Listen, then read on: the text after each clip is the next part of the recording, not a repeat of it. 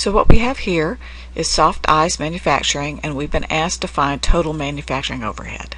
So we want to find product costs that are indirect. So that would be indirect material, indirect labor, and the facility and support costs for material and labor that are related to the factory, not the other kinds of business costs like selling, marketing, promotion, corporate headquarters, but just product costs that are indirect.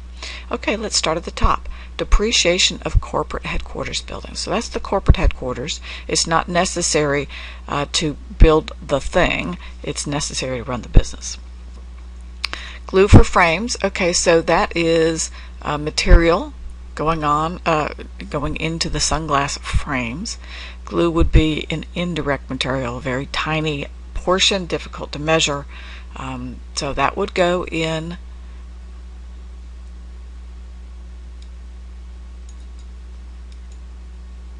manufacturing overhead. Depreciation for lens cutting equipment. Okay, lens cutting equipment is about making the frames, making the sunglasses, and so that depreciation would be part of manufacturing overhead.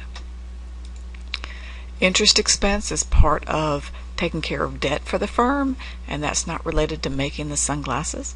The cost of the lenses, now that's direct material, and that is a product cost, but it's not part of manufacturing overhead. Cost of legal counsel is about supporting the business, not about making the thing, so it's not a product cost.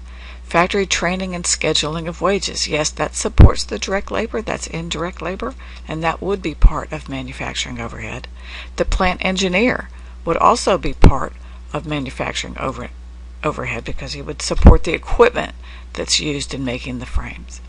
The blades for lens cutting machines. Now the blades are a small part of the lens cutting machines, and those would be supplies to support the equipment, and that would be part of manufacturing overhead. So now we can add it all up and we can get the total.